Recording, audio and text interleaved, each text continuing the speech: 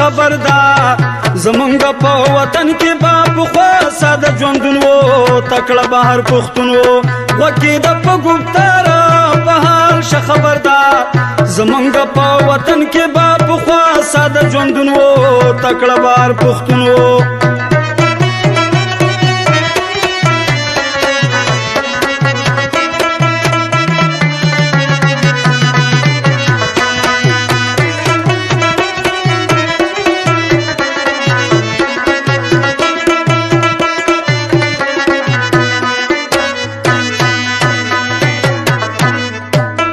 و تکړه ملکانانو جرګو لبروانو جامې وې د خام تا خسته لونګۍ به یې په سر وې وسلې به کور او سر وې مشین به و د وروسه ورسلم به کارتوسه ټوپک امریکني سره به ډکې غاړه کوي وې پخوا ښه ملکۍ وې ملک به جرګه مارو ملاتړي به یې په شمارو په ورځې د جرګې څلور ګډان حلالېدله حلم را چلیدلو څه ښکلي ورور ولي وه درنه عزیز ولي وه پالل به یې په مینه ټولو خلکو خپل ولي و ژوند د خوشحالۍ سپین ږیرې و نامداره په حال شه خبرداره معلوم به په هر کلي کې ناغه خپل قانون و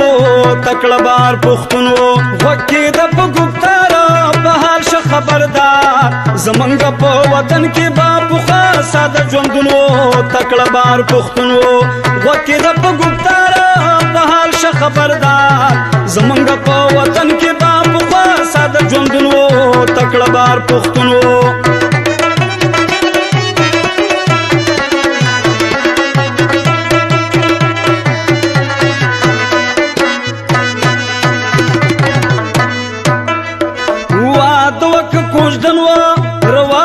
د وطن و کېدل به جوابونه په هر چا به حوالې وي پخوا دا مسلې وي راوستې به یې قلبه غویان څار به څار به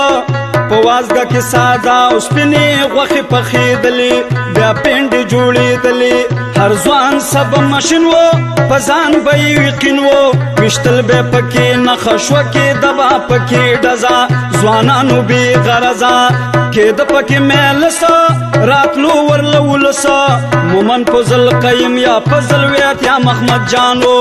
ملګری به یار خانو د سان ټیپ واره په حال شه خبردار ماسټر به د سورانو یا براز یا بهارون و تکړه بار پښتون و غوږ کېده په ګفتاره په حال شه خبردار زمونږ په وطن کې با پخوا ساده ژوندون و تکړه بار پښتون و غوږ کېده په ګفتاره په حال شه خبردار زمونږ په وطن کې با پخوا ساده ژوندون و تکړه بار پښتون و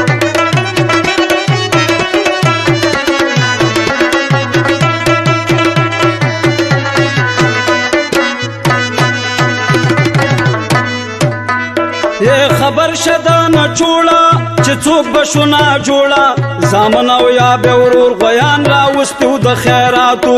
خبر به مخلوقاتو چې پلار به د چا مړ شو په غم کې با ککړ شو استازي به کېدو هر یو ملک به کړو خبره جواب د کور او سره چې پورته جنازه شوه څه داسې اندازه شوه ډوډۍ به وه تیاره غږ به وشو په میدان راپاڅئ دا کسانه میټۍ د که شمشاده سوران که غنم شاه سړه خوا انځرې د که څاګې د که شیخان صافي شی را روان تو هم نشو وزګاره په حال شه خبردار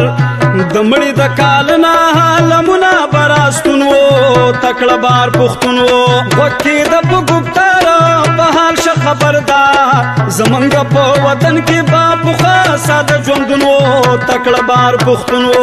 غوږ کېده په ګفتاره په حال شه خبردار زمونږ په وطن کې با پخوا ساده ژوندون و تکړه بار پښتون و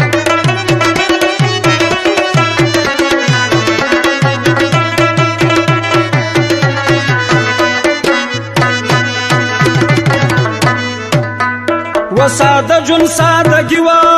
څه ښکلې زندګي وا